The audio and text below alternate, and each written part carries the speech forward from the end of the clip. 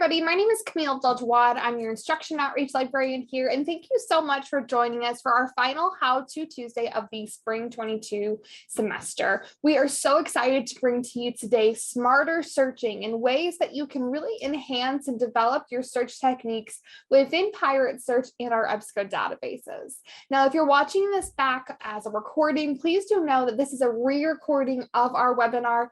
We actually had some technical difficulties with our EBSCO host databases yesterday, so I'm re-recording this in a more concise way for all of our viewers who are watching back later.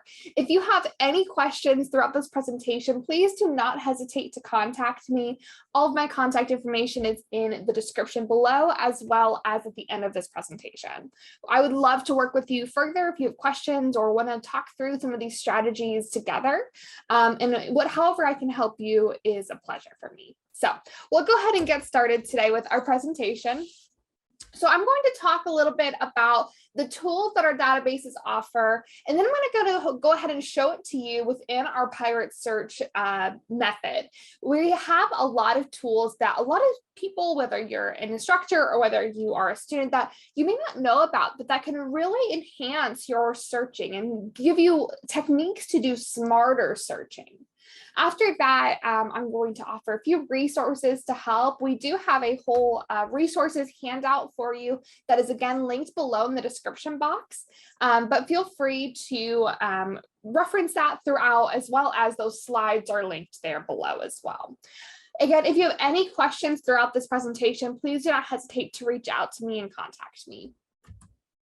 All right, so what kind of tools do our databases offer, and why is this important for what we do as researchers, whether you're, a starting researcher, whether you're at the very ground level, or whether you are an instructor or someone who's been doing research for a long time? That I just really want to impress that these tools are really valuable no matter what your research level is or your expertise or whatever. These tools can really offer a lot of insight. And we're actually going to skip the Zoom poll since no one is live with us on the call. But I do want to talk through 3 different things that we have available for you, including the Create Alerts function. This is really helpful to be notified when publications are released on your given topic. And I'll kind of show you how to do that. But if you're looking for an upcoming topic or a current event that's currently happening, this is a great way to stay on top of the research that's being published throughout the months that you're doing this research project. This is really good, again, for those long-term projects, probably not as helpful for those shorter-term projects that students might be employing. This would be good for a semester-long project or a year-long project, or even a faculty research interest. It's also great to utilize folders. We have an innate folder system within EBSCO host that actually helps you organize your research in one concise place, and then you can also collaborate and share that with others. All right, so we also have some citation generation opportunities through the EBSCO host platform. You can use this to at least get a starting point with your citations. All right, so I'm going to go ahead and pop out of our share screen here and pop into our EBSCO database to go ahead and show us how to utilize all of these tools practically. So I'm going to go ahead and reshare my screen here. All right, so we are going to go ahead and go into Pirate Search. And right now I am really interested in learning more about Elizabeth Holmes and Theranos. I know that probably some of you have watched that documentary and shows that are kind of going out right at this time, but I'm really interested to learn more, especially because her trial and her case have happened recently. So I'm going to go ahead and use my advanced search in Pirate Search and put in my keywords. I'm going to use the keywords of Elizabeth Holmes, Theranos, and fraud today, because I really want to know what current events are happening, and then are there any scholarly journals on this topic? So I'm going to go ahead from here and press search. And just like you would any other search, you'll see that, this is going to give us some results. Again, I'm in pirate search. This is a really general search. And from here, you'll see we have 5,754 results. Of course, you can refine your results. You can take a look at the resources we have. But one thing that I really want to show you is once you click on an article, let's say that this article, jury selection begins in the fraud trial of Theranos founder Elizabeth Holmes. Let's say that this is an article we want to save for later. We're interested in this. We want to read it completely, but we want to do it later. So one way that we can do that is actually by saving it to a folder within EBSCO. So you can do that by going to the right-hand side where it says Tools, and then going down to Add to Folder. When I click that Add to Folder, it's going to pop up with all of the different reports that I'm currently working on, or folders that I've created within EBSCO. And I'll show you how to make those folders. But for now, all I have to do from here is click on my Elizabeth Holmes report folder, and you'll see that this icon has changed to Remove from Folder. So we know that's already in our folder and available and accessible to us whenever. All right, so from here, you'll see that I have gone ahead and put that into a folder. You can kind of indicate that by looking at this icon right here. You can see it's a folder with a piece of paper inside of it. So that means that this one has already been saved to our folder. And I went ahead and saved I've already gone ahead and saved some articles to my folder. So if you scroll down here, you'll see this one's already saved. There might be a few others that are saved. So another quick thing that we can do, we can actually save these articles to our folder right here from the home page just by going to this folder icon and clicking that plus and selecting which folder I want it to go into. And then you'll see right there. This is a really great way to compile resources that you might want to use and have a concise list of them, or kind of like a library of the articles that you're wanting to use for your report. Now, to manage those folders, we're actually going to go back up to the top where it says, Pirate Search and Library Home and all of that, and go over to where it says Folder here. So when I click on folder, you'll be able to see all of the different folders that we have. And you'll see that under my custom folders, I have 3 different folders that I've added. One for my mental health report for one of my classes, one about my Elizabeth Holmes report, and then one about cats. And you can actually make your own folders here. And all you have to do is click this new folder, and then you can make a new folder. So like, let's say I wanted to do a report on, let's see here, Psychology 101 class. So let's say I wanted to compile all of my resources for my Psychology 101 class. I can actually add a description. This is for spring 2022 with Professor Smith. And then from here, we can press save. And you'll see that when I'm in my Psychology 101 class, there's no articles in here right now. But now this will pop up on my list of different folders that I could save articles to. If I want to take a look at my Elizabeth Holmes report articles, all I have to do is click on the folder here, and you'll see, oops, sorry. Just refresh there.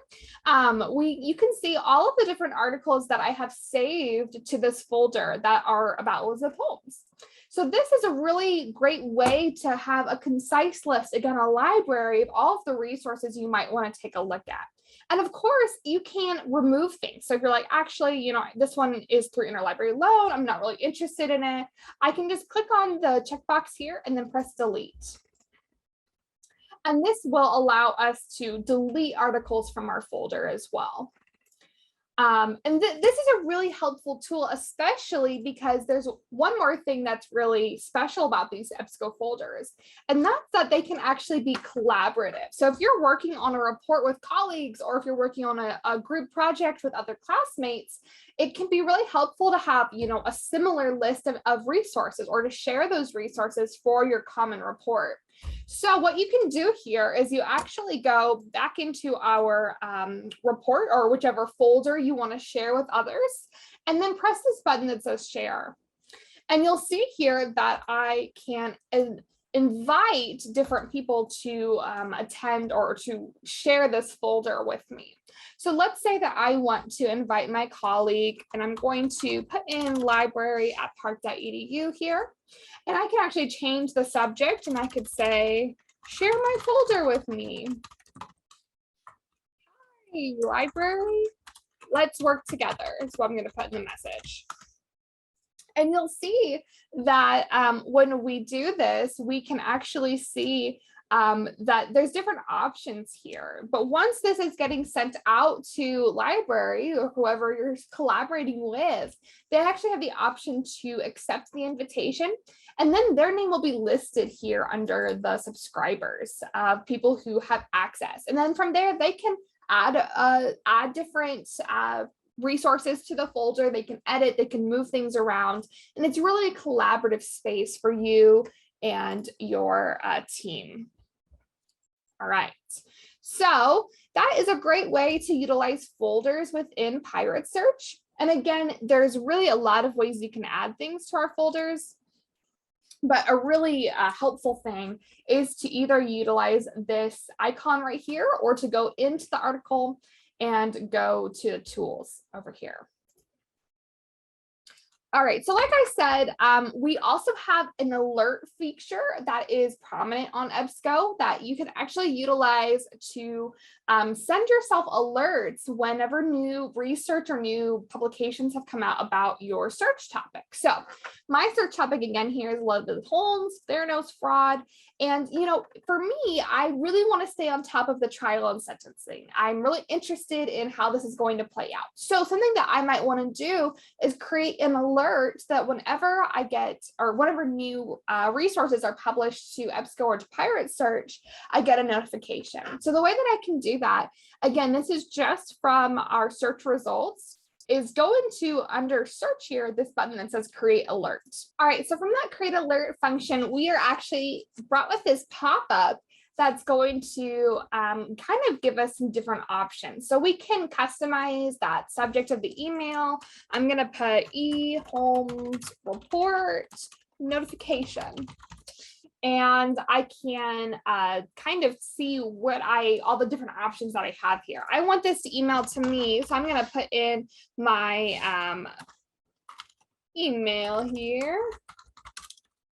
But then something cool about this is that you can actually include multiple people with a semicolon. So if we use the semicolon here, we can actually invite other people or include other people's email addresses within that that email alert. So if I wanted to include my colleague Danielle at park.edu, this could be a way that we could both stay on top of the alerts or on top of the new publications within this field, while also, you know, having separate email accounts. This would be great for group members or for collaborators within a single project.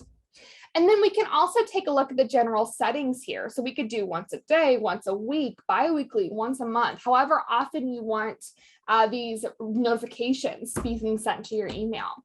And then this is a really great feature as well as, you know, how recent do you want these articles to be published? Because, you know, sometimes we'll have articles that were published, you know, in 2019, but we're just now getting them to be accessible through EBSCO.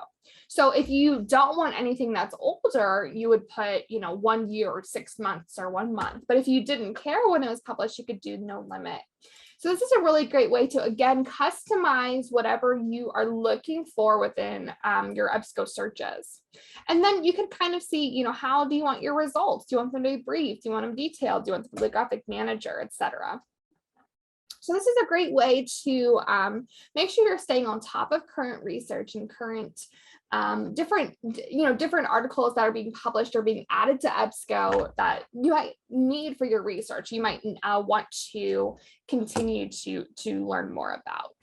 So I'm going to press cancel alert because I'm not actually going to send Danielle a million emails every day. But I do think that that is a huge feature that a lot of people may not know about, that I'm hopeful that will be helpful as you guys continue to conduct research. The last thing I just want to show you all is our citation button. So if you go into an article that you want to utilize, And we go over here to the right-hand side where it says tools. Again, we have our folder icon here. We also have our permalink icon here. So we can create a permalink, but we also have our citation button here. And from here, you'll be able to go through and look through all the different citation styles that might be helpful for you. So you could get a Chicago style, or you could get an APA style, or MLA. These are great starting points to at least get your work cited, or your citation started. Now, one thing you'll want to make sure you check is a citation correct? Because when we think about our different citation formats, they're all very nuanced. And really what they do when they pull the citation format is they kind of are at liberty of however this article was inputted into EBSCO. So for example, with APA, we wouldn't want every single word to be capitalized like it is here, but because that's how it was entered in here, sometimes we get things wrong. So we would want to make sure that we at least double check our citations before submitting it to our instructors, but this is a great place to start with citations. All right, so that is actually all we have today. I just wanted to go through a few different things, including how to create folders that are collaborative or that can become a digital library for you and your research. I also wanted to show you how to create alerts and stay on top of current research and new developments within the research field that you're interested in learning about. And then I also wanted to show you a few different tools that we have in our database, including that citation button, the permalink button, and the folder button. I hope that this is helpful for you. I'm going to go ahead and pull up my contact information for you all here. And I just want to reiterate, if you have any questions, since this wasn't a live recording, if you have any questions at all, please do not hesitate to reach out to me. I would love to work with you further. I would love to present this information to your classes if you are interested in that. Please feel free to call, email, or schedule an appointment with me, and I would be glad to work with you further on this topic. Thank you all so much for joining us this semester for How To Tuesday. We already have plans in the works for fall's How To Tuesday series. So we are so excited to debut that with you. And hopefully you will all have found this helpful and will be excited to tune in the fall. So thank you all so much. And again, please do not hesitate to contact me if you have any further questions. I hope you all have a great day and a great rest of the semester. Goodbye.